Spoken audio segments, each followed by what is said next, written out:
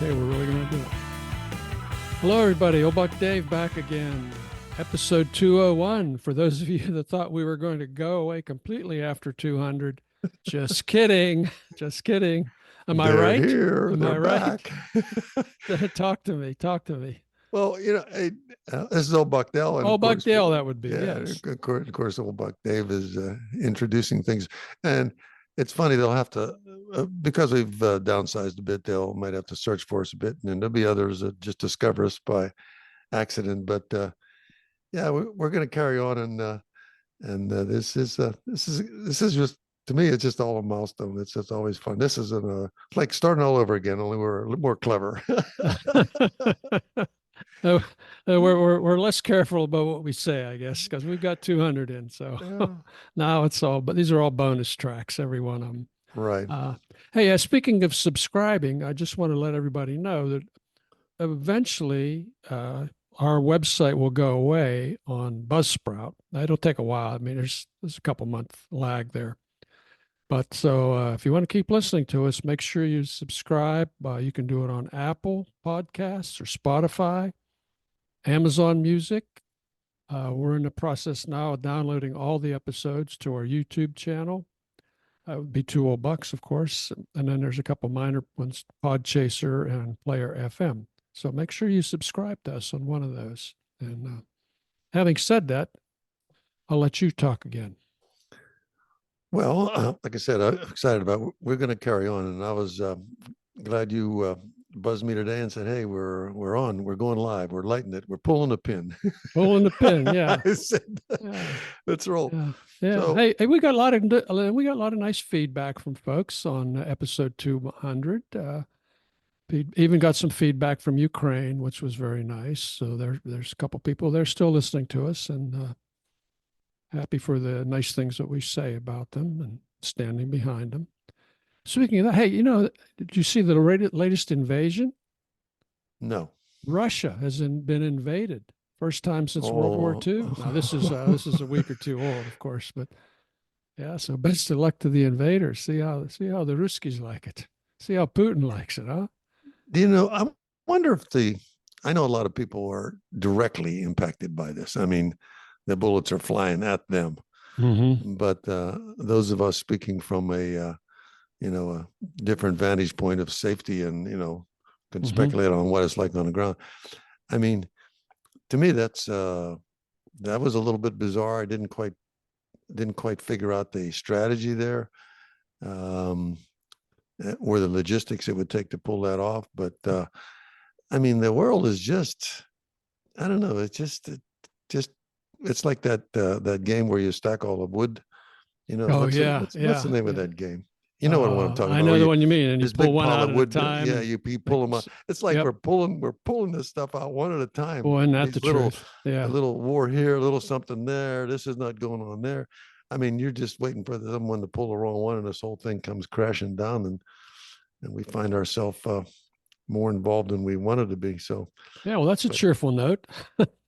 Oh, I mean, it's to me, I think it's just reality. But I know. I mean, I'm rooting for those guys. I sometimes put myself in their place, like the guy riding on the gun barrel. Did you see that, Dave? Yeah. I'm thinking it's almost like a suicide mission, but they're fighting for survival.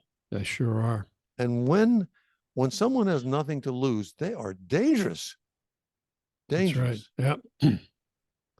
So, oh, by the way, Paul Treguet and his wife Annie, she had mentioned that they were going to do another medical mission to Ukraine. I believe they're on their way now. He sent me a picture. They bought a used station wagon so that they could get more stuff in the car.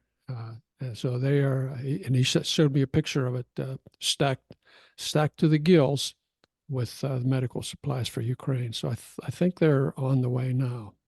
So I wonder if anybody can picture that. Picture you in your little station wagon. You're as a humankind gesture.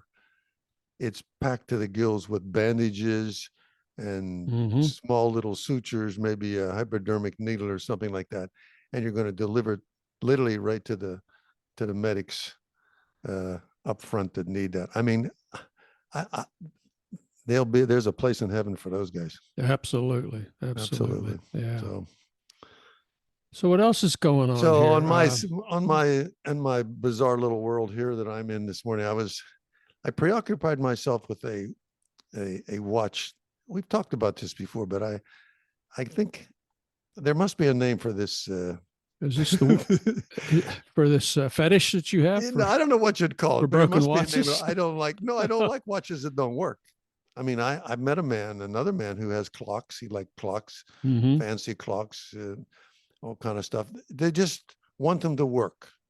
If you're going to have a clock on the wall, they want it to work. Sure. So I have this thing, and I had a little digital watch that I use for painting. It's my painting. Your painting watch. Yeah, my painting digital watch when I'm doing something really messy, and I don't want to get paint all over the, a nice watch. A nice watch, yeah. I mean, the other alternative is nice watches, and there's not wear a watch, watches, all of which tell time. Okay. You could always not wear a watch while you paint.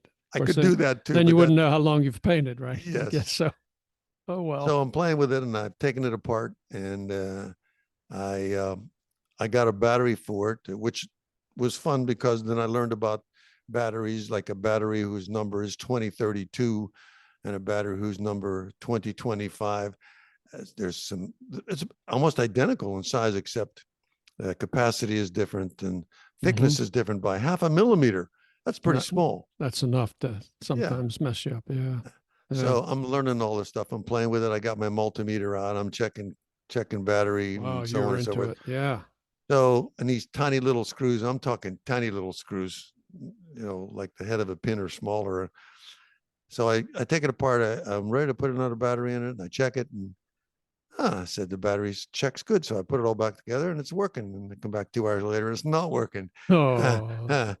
So blood pressure jumps up 10 points, and anyhow, I'll take it apart again. And if it doesn't work this time, I don't even think I'm going to try a battery, because I don't think it'll make a difference. It will become part of the parts department. Hey, you being a watchaholic, maybe you could help me out here. In this hot weather, I've been doing mall walking for my exercise. Okay. Yeah. And I noticed there's this store at the mall where all they sell is these gaudy watches, and I can't remember the name of it anyway. But they've got this sign that says, "Buy 2, get 6." Why would you do that? Why would you buy 6 watches? I mean, how many places can you hang them on your body? Well, I think the place you're talking about is called Invicta. Is it not Invicta? That might be it. Yeah, it's got a kind of a funny. Yeah, they're like real gaudy, big honking faces, and these watches do not appeal to me whatsoever. Mainly because I can't wear anything that big, but they are huge. Yeah, that's the ones. They probably. I mean, they have large faces and very.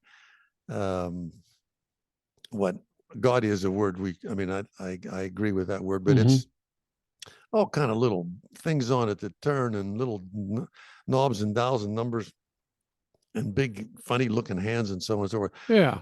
So the people that actually, I hardly see too many people wearing them, but a lot of people collect them. These are the same people that buy NFT art. It could be, but I'm not. I was never interested. I've stopped in that store, I think, a couple times to look at those watches. I can't imagine running around with one. That seems totally impractical. But I think they buy and sell and trade, and I guess it's like trading cards then. It is in a way, and like people who invest in sneakers, like buy an Air Jordans and hold on to them and hang them, keep them in a box for 20 years. Yeah. So if you find somebody with a really large gaudy watch on, if you see the name of it, I think it'll say Invicta. All right, I'm going to look for that the next time I'm actually going to stop at the store. It's not our style, I can tell you that. You nor me. Not our style. Yeah. Yeah.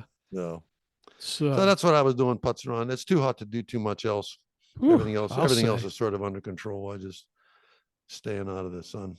Yeah. It happened to me yesterday, speaking of staying out of the sun or not.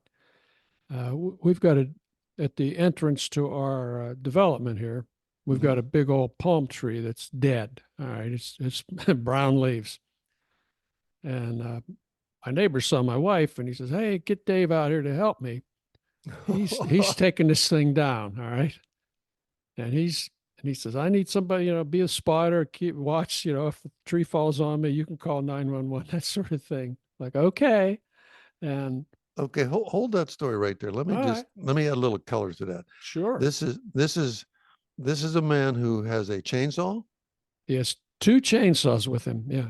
Okay, he has two chainsaws. He doesn't have a big clam bucket and a truck and a couple of This is a neighbor. This is just a neighbor. Okay, so I'm ruling out his doesn't have a front end loader, doesn't Nothing. have a big clam bucket or truck, No, no. and the palm tree is about what 12, 15 feet high, or Oh, it's at least 15, maybe 20.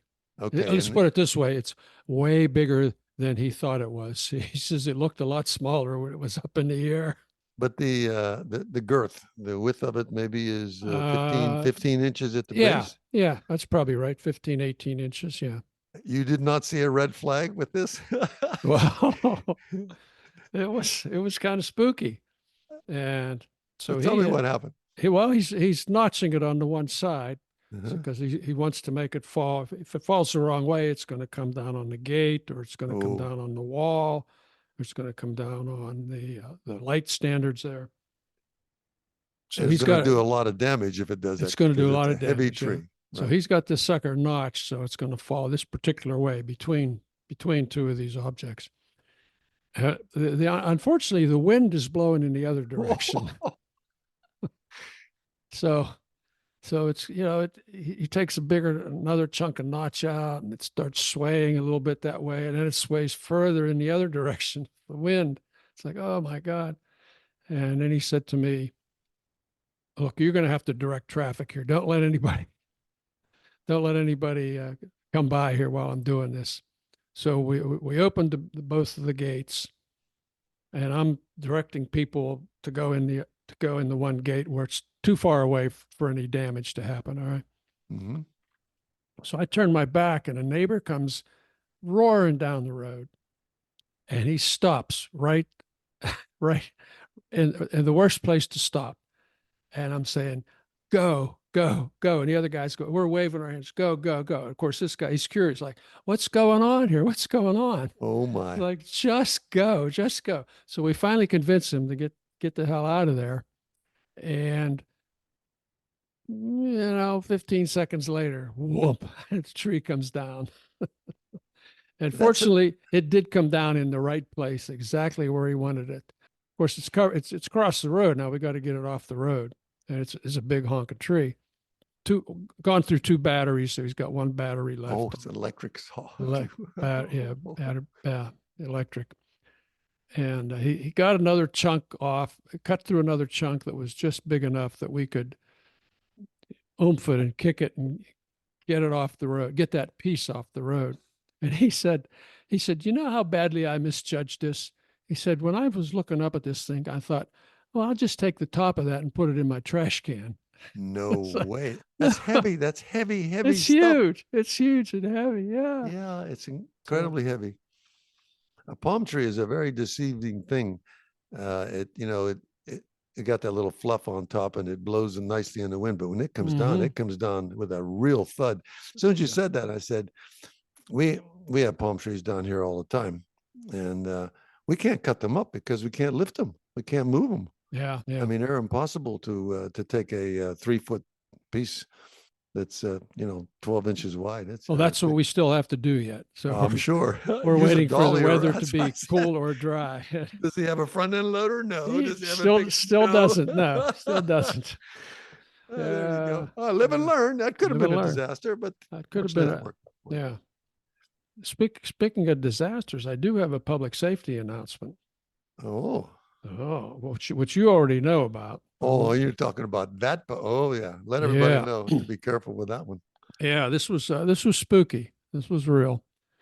So I was sort of been last Saturday. Wanted to grill some burgers out, and we've got a built-in grill out in the lanai with 3 burners. Which I say, I only need one burner. I'm going to use the burner on the right.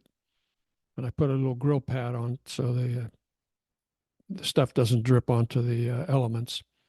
It's a gas, it's natural gas fired. So I light that burner and I'm waiting and waiting. I'll put some burgers on. They're not really cooking that fast. Okay. It's like, what's going on? This is really slow. And I stick my head in there. And well, first of all, I see some smoke, some fumes coming up out of the back of the grill. And I'm thinking, well, okay, I haven't used it for a while. Maybe there's some old grease that's burning off. And then it had a funky smell. And I thought, that's really strange. And I stuck my head to look in, and that's when it went whoop, and a big ball of flame came out at me. And as you know, it took the hair off of my right arm and off the right side of my hair, the hair off the right side of my head. My right eyebrow is seriously thinned out now, and it was spooky. And now I got this big fire going. This is underneath. This is like if you open the doors, it's where that's at. It's like that portion of it. It's inside the lanai, yeah. Yeah, but Yeah. it's. I mean, if you open the doors to the grill underneath, there's like a little. Right. You can store stuff underneath this thing, which is what I had done, unfortunately. So that's where I had, that's where I have the shutoff valve down there. And when I opened the shutoff valve, everything felt kind of gritty in there. I thought that's kind of weird. And now fast forward to post explosion here. Fire continues to billow out of the top of the grill. I open the door, and boom, another wall of flame comes out of the door down below. And I'm thinking, oh my God, I got a serious fire going here. That's the one I think would have gotten you. Yeah. That one. Yeah, it's a good thing that the other one went off first. And of course we had rubber boots in there, plastic things. I had underneath the grill. Mm-hmm. Chlorine I think the chlorine tablets are what etched everything in there. And so I've got a little pitcher there in the sink, and I'm putting water in the pitcher, and I'm throwing it onto this thing to try to get the flames down. And fortunately, my wife's a lot smarter than I am. She came running out. She said, "There's a pool full of water right here," and she gave me a big bucket. I did a couple bucket loads, and I got the fire down small enough that I was able to reach my hand and turn the valve off underneath. Of course, then I still had the remains of the fire going, the plastic and the rubber and everything. Eventually got that out. So to add a little color to that, I'm picturing the stuff underneath was on fire. Yes, it was. You had a gas leak on a rusted pipe that was feeding the burning fire. The fire. So that was already on fire. Mm-hmm. Interestingly enough, that even coming out of the pipe, the gas would keep burning. Do you know what I mean? You would just it wasn't going to explode, but it was going to keep burning. Keep burning. So you finally got the peripheral stuff fired down, was able to shut the gas off, which would then cut that off. Then you just had to go back. You had to go back and put the rest of the debris out. Right man. Then I had to let my heart rate go back down to normal. It was scary. It was really scary. And no burgers. And no burgers. No burgers, worst of all. Yeah. So that's a public service announcement, folks. Be careful with your gas and propane grills. Yeah, check your pipes before you fire it up after leaving it for a few months. I mean, all the old bucks can relate to the ladder stories and things like that. I mean, we're not exceptional in that sense. Things happen to us, but as we tell them, we're chuckling because we survived it. Yeah. You know what I mean? Yeah, it wasn't funny at the time. Yeah, it's not funny at the time, and it's always that close to being a hospital visit with third-degree burns and something like that. And you're thinking, oh my. So be careful out there, folks. All you listeners out there playing with fire or anything, we always want you to be well enough to tune into the old bucks. So hey, and now for something completely different. I am going to read us another short story. I haven't done this for a while. But I thought, well, okay, we're kind of in free form now. And Let me throw another story in here into the mix because we've always gotten good feedback on the stories that we've read. So anyway, this story is called All Ahead of Them by Tobias Wolff. If you recall in episode, it was season 2, episode 40 on October 7th, 2021. I got this written down. I read Bullet in the Brain, and we're still getting downloads on that. And it's actually our second highest story downloads after the one that I read called The Quiet by Carrie Davies, and that was in May 25th, 2021. He's one of my favorite authors. Of course, he's the guy that wrote This Boy's Life, which was a memoir, and it told what a wild and crazy guy he was growing up. It's been made into a movie, good movie. This particular story was published July 8th of last year in the New Yorker. It opens as the protagonist, Thomas, otherwise known as Bud, gets a call from his brother while he's honeymooning in the Cinque Terre area of Italy with his new wife, Arden.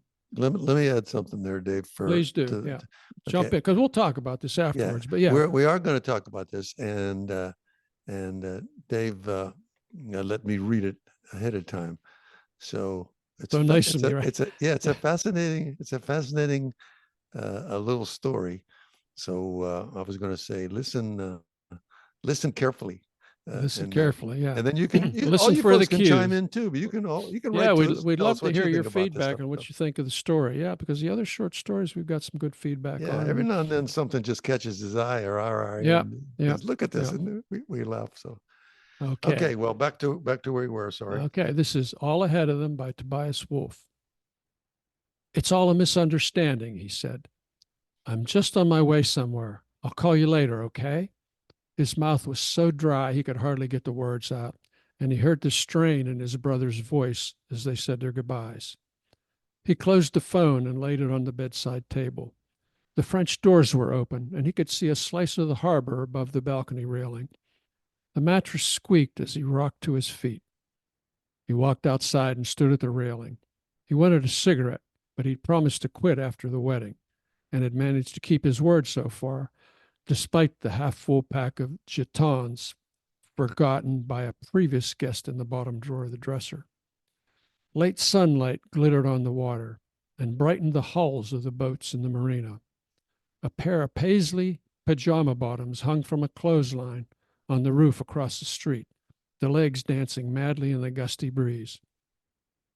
He and Arden had laughed at the spectacle barely an hour ago. Now he found it unsettling, humanly desperate.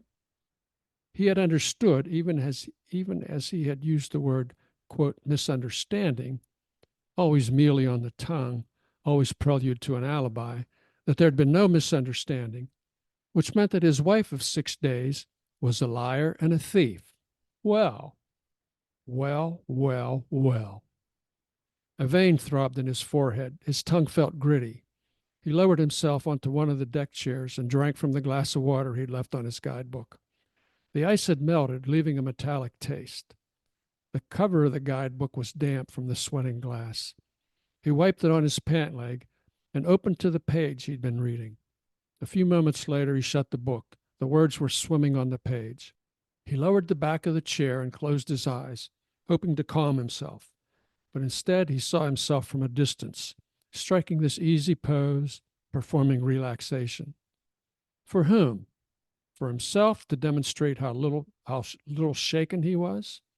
The sense of being ridiculous made him sit forward sullenly, legs on either side of the chair. A motorino whined in the street below. Minutes ago, before the call, he had been planning tomorrow's walk to Vernazza. It was what he and Arden had come here to do, hike the cliffside trails from village to village, and he had almost lost himself in plotting their route, looking for good beaches, picking likely restaurants. He'd been able to make love that morning for the first time since the wedding, and could just begin to contemplate the week to come without a cramp of dread. He'd had this trouble with Arden a few times before, but he'd assumed that it would pass once the anxieties of getting married were behind him. Arden was being okay about it, understanding even, though she really didn't understand, How could she when he didn't understand? He knew that she was trying to make it easier for him, but when she told him not to worry, that it happened to men all the time, he was not reassured. Her sympathy was withering enough, but all the time? Where did that come from? The wisdom of others, he'd hoped. But what sort of conversation would invite those others to make such a revelation? Would he himself become fodder for sharing over drinks on some girl's night out or during one of Arden's cooking classes? The very thought of it unmanned him. Arden hadn't given up, but in her attempts to rouse him, he had begun to suspect something beyond concern, even beyond impatience, boredom. It's okay, Bud, she'd said last night when all had failed. Let's get some sleep. His name was Thomas, and he liked to think of himself as Thomas, but everyone called him Bud. Not even Tom, just Bud, ever since he was a baby, apparently because an aunt of his had said he looked just like a bud in his little green onesie. The nickname had begun to grate as time went on, especially from people who didn't know him well, as if they'd call him Mac or Pal. Though he knew they didn't mean to presume, it affected him that way. Arden could imbue the name with tenderness, but she could also, as on the night before, sound like a stranger turning down the offer of a drink. Arden wasn't her real name. She'd created it by flipping her given name backwards. She'd been named after her father's mother, Nidra, who'd been sentenced to 25 years in prison for selling marijuana to other teachers in the Buffalo High School where she taught music. This was back in the 70s under the Rockefeller laws. She had hanged herself in her cell after 3 years. A beautiful woman, everyone said, a talented pianist and singer. Arden's father had been a young boy when Nidra was taken away and never got over it. Above the fireplace, he kept an oil portrait of her, copied at some expense from a photograph. He still couldn't talk about her without getting choked up. So they had this in common, Arden and Bud, both of them known by names that weren't really theirs, though of course he'd been saddled with his, and she had chosen hers. He didn't blame her. Arden was a beautiful name, a poetic name. In fact, he had been interested in her even before they met, just from hearing some mutual friends talk about her. And when those friends brought them together for dinner, she somehow was Arden, willowy, formal, old-fashioned, in a crushed velvet dress and high boots, her heart-shaped face framed by strands of dark hair that kept escaping from the bun she wore. She had an air of innocence and sincerity that touched him. She seemed unworldly, more spirit than flesh, and he still found himself hesitant to approach her, to take her, afraid of seeming crass, hungry, merely carnal. He was careful with Arden, slow, gentle, but afterward he sometimes sensed a disappointment in her that made him feel rough and clumsy. Arden's change of name had hurt her father, who still insisted on calling her Nidra, even despite the pleas of his daughter and his wife when giving his meandering, tearful toast at the wedding reception. There had been puzzled looks on the faces of some of the guests, as if they'd wandered into the wrong party, and Thomas realized that his bride had kept her given name secret from many of them, even close friends from college and the clinic where she worked as a speech therapist. She'd been in no hurry to tell him either.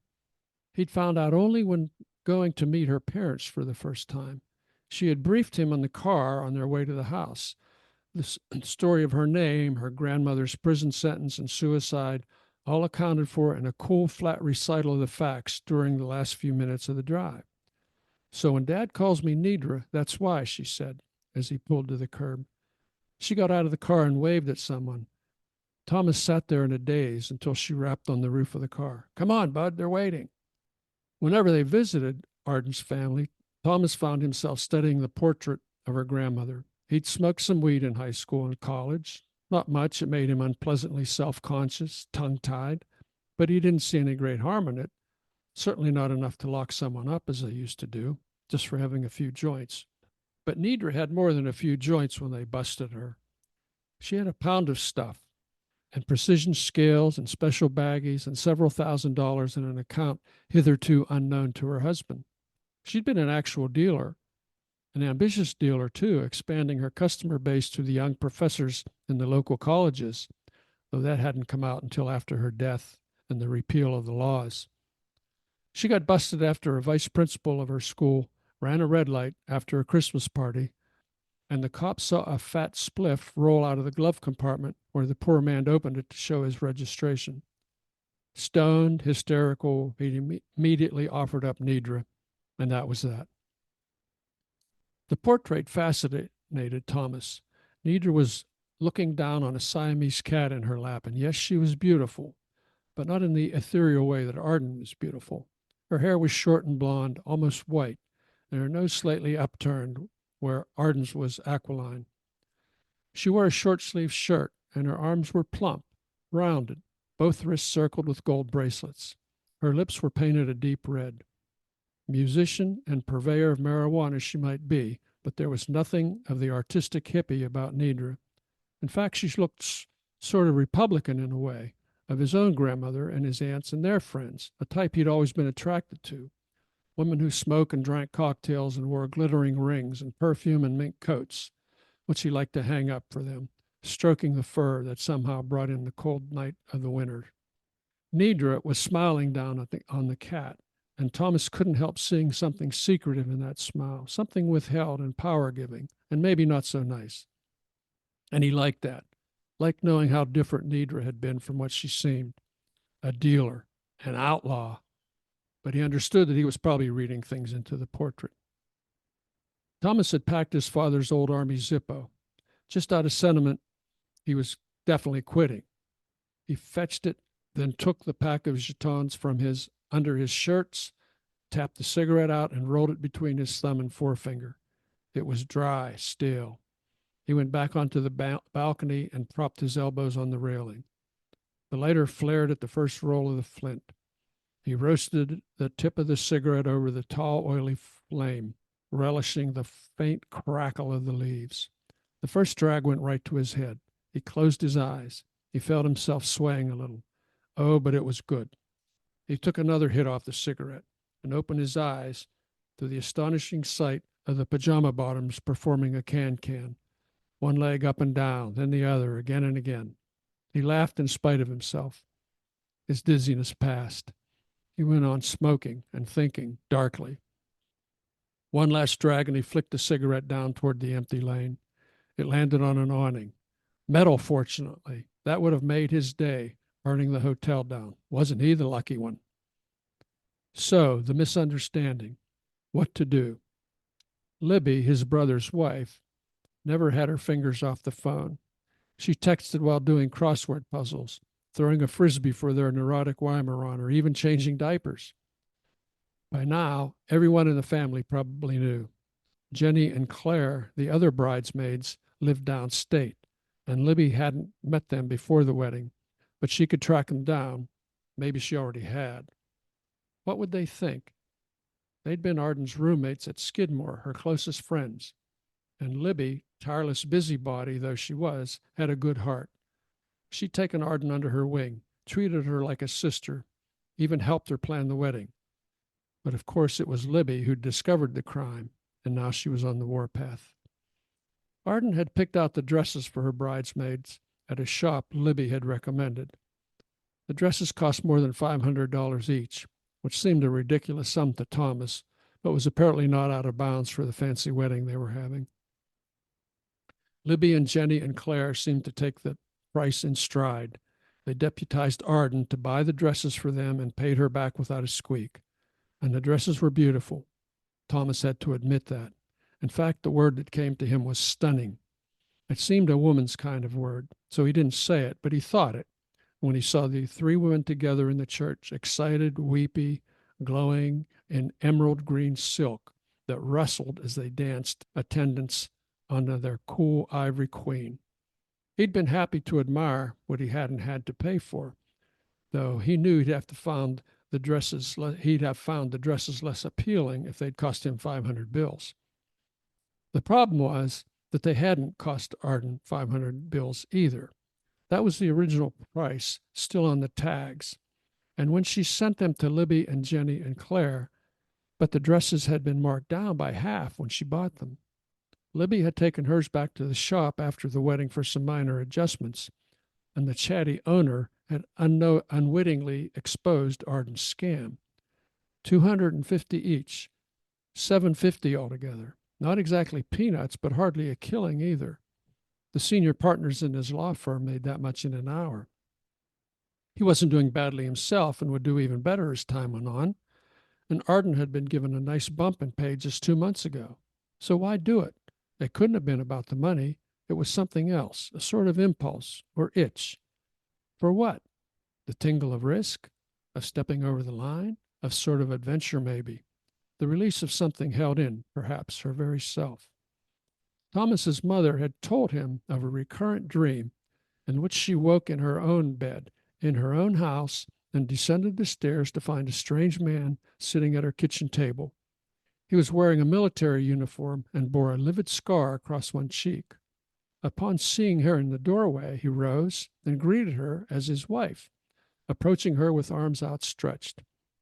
She told Thomas this story twice, both times with a bemused smile. Now he felt as if he had somehow entered such a dream himself. Who was she? Who was this woman? It was shocking. That is, he supposed he should be shocked. But here was the fact stipulated. He wasn't shocked. Embarrassed to be sure, but not shocked. That seemed odd to him. He had to wonder, why not? And this question brought to mind the stories that Arden told when she showed up late for dinner or a movie or just about anything. She was always late and always had a story. Thomas accepted these often flimsy narratives as a form of apology.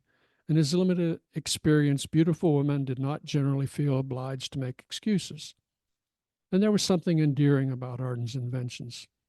A woman had slipped on a patch of ice, and she'd had to wait until the ambulance came.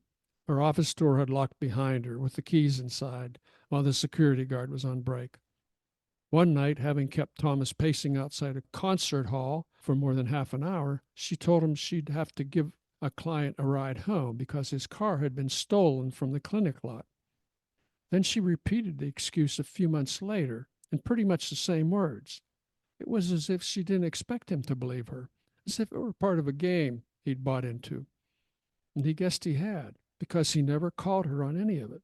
No, that would have spoiled what he took to be an understanding between them, that she could spin transparent yarns and he would indulge her, even be amused by their transparency. The arrangement afforded him the pleasure of a silent paternal chuckle while keeping things honest between them, with Arden weaving her tales and knowing as she did so that he understood them to be concoctions and would forgive her little deceptions in light of her willingness to offer him alibis. Or so he'd imagined. But what if he'd been wrong? What if she thought that he believed her? Thomas shook out another cigarette and let it dangle unlit from the corner of his mouth. The breeze was dying, the sky darkening into evening. The pajama legs hung listless from the line now, giving little ripple, as if any, in a faint memory of the dance they'd performed. Could she actually think he was buying her stories? He wouldn't thought it possible, except that he saw that it was possible. There was the night in April when she got her raise and insisted on taking him to dinner at Bistro Claude. Flushed with the praise she'd received from the clinic's director, she was unusually, indelicately hungry. She kept the waitress running for this dish and that dish, a demi of Bordeaux to follow the bottle they'd drunk, dessert, coffee, brandy. He'd never seen her so voracious. They had left the restaurant and were about to cross the street when their waitress came running out and called to them. She stopped. They stopped. It was cold, and the waitress, in a white silk blouse, hugged herself as she came toward them. Was there something wrong with the service, she asked. Her eyes were on Arden, her face pallid against the streetlight. Was the service not up to your standard? The service was fine, Arden said. So, fine is not worth a tip? Arden turned to Thomas. You didn't leave the tip? No, I thought. He shook his head. My fault. What was the bill? The waitress named the sum, and Thomas gave her a couple 20s, almost 30%. She took them without a word and returned to the restaurant. I thought you left the tip, Arden said, looking straight at him. Doesn't the man always do that? He had believed her, or at least had managed to think he believed her. So why did the night come back to him so vividly now? There was something there that didn't make sense, that he'd skated over, let go, given how easy and sure she'd been, as if the mistake really had been his. But when she'd paid the bill, she hadn't told him what it came to. So how could he have known what the tip should be? It was of a piece with this dress business, and when you got right down to it, with certain other things. The handicapped parking sticker she'd somehow managed to get her hands on, the years overdue library books, little things, nothing much by themselves, but making sort of a rhyme when you put them together. Thomas was not shocked, or in fact surprised. He was even a little relieved, strange as that seemed. He understood that he must have known all along. Now he was free of the work of pretending to himself that he didn't know. So, how to explain this dress business? Because it was up to him to produce an explanation, and in such a way that the matter would be put to rest, and in a way that left Arden unaware that she'd been found out, so that she would not avoid his family or feel awkward in their presence. And she must not know that he had handled it, that he knew. She would never forgive him for knowing. He could not risk losing her. He had pledged himself, and not only in the words of the ceremony. When he'd first met Arden, she was engaged to an art dealer, a rich man, Austrian. She had thrown all the calculation aside in leaving him for Thomas, a fledgling lawyer, a formal social worker, and married him. He'd wondered if he was equal to her trust in him. Well, by God, he was. He was. He would come up with a story for Libby and the others. He could say that he himself had picked up the dresses and forgotten to mention the sale to Arden, that she had billed them according to the price still indicated on the tags. Okay, not that story, maybe, but something like that, that at least had a decent possibility of being true. Whatever he came up with would be supported by the evidence of the money he'd send them. And of course, he would beg them not to mention his embarrassing mistake to Arden. He would draw the funds from his account, not yet merged with Arden's, and then open another at a different bank so that he could write other checks as occasion required, for there would surely be other occasions as the years went on, other confusions, misunderstandings, to be explained and smoothed over and set right with the roll of the old green, generously fattened to keep things, quote, between ourselves, so that his wife wouldn't find out. The mistake would be his, always his. He could see the two of them years from now sitting in the stands of some middle school gymnasium while their son ran up and down the court on skinny legs or their daughter's choir sang inspirational songs. He would look at his beautiful wife and know and be glad in his knowledge and in her certainty of his innocence. That bad girl, where was she? She'd gone out to do some shopping. How long could that take? He took the cigarette from his lips, held it over the railing as if to drop it, and then lit it. He paced the balcony and smoked. Nidra would come back laden with packages.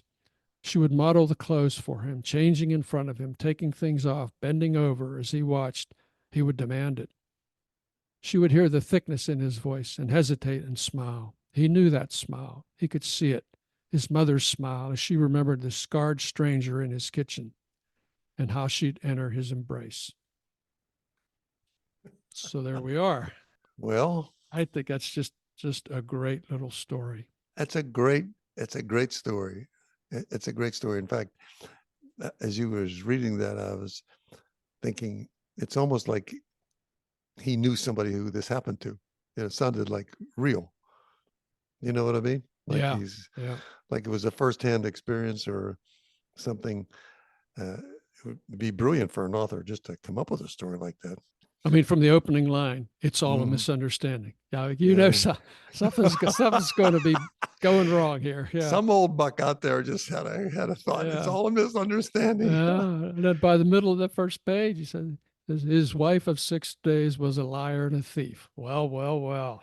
And then there's still something that's going to compel him to stick with this and cover this and provide all this deception and everything.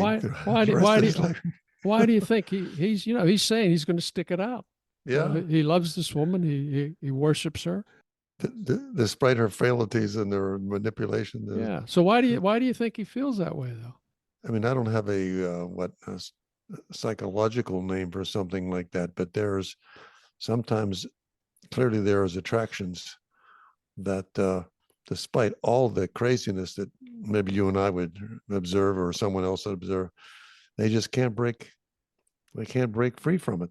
They just keep. Why do you keep doing the same thing over and over again? So this particular character, if it's not based on a real person, was obviously well written enough that you could see she had something that was so attractive that everything else was going to be forgiven. Yeah. So it was a good story. I thought, the fact that Arden's grandmother Nidra was a criminal. It's kind of interesting. I thought was she Nidra reincarnated? He even calls her Nidra at the end. So that could have played that was pretty could have played a interesting. part in the character development, but for character development, that give the reader pause. Yeah, Think about that. Yeah, I think I think just Thomas, and I think he kind of says that towards the end. He says, I think he found himself as like marrying up, and he was getting somebody who was better than he quote deserved, and so he was willing to endure all these lies that he knew that were going to continue to happen over the years. Interesting. We're all flawed. We're all flawed individuals, True, one way or another. And I know you are you read a lot of short stories, compilations of short stories. I know you pick them up, and frankly, I sit there. I mean, even though I'm familiar with it, even though I'm familiar with the storyline, to hear you read it, it's very relaxing. I hope anybody to take the time to listen to the whole story there. Yeah, it would be interesting. Equally relaxed. Yeah, it'd be interesting in feedback that we get from listeners. Yeah, tell us what you think. You can. There's several ways to get back to us. As you know, you can do the fan mail, which is email, text message, basically. We don't know who it comes from. We just know it comes. Of course, you can leave a voicemail or. Well, I'm going to ask our listeners to and keep encouraging you to come across these things, because every now and then you come up with really interesting stuff. I think that was a good story. I like you got to go through a lot of stuff. You got to sort a lot of stuff out before you throw it in my lap and say, what do you think of this? That's right. I always appreciate it. So write in, folks. Write in. Buck's Too Old, or take all those other options to encourage Dave to keep finding them keep finding some hidden gems here. Yeah. And we'll keep doing it. So I would like to again see what you think of this format. Every Bucks episode is not going to be a short story, but we'd like to do more of them. With that, I'm going to say that it's been a great episode. It's fun doing the story, and looking forward to talking to everybody next time. Yeah. This is old Buckdale saying thanks everybody for listening, and we'll talk to you next time. Bye-bye.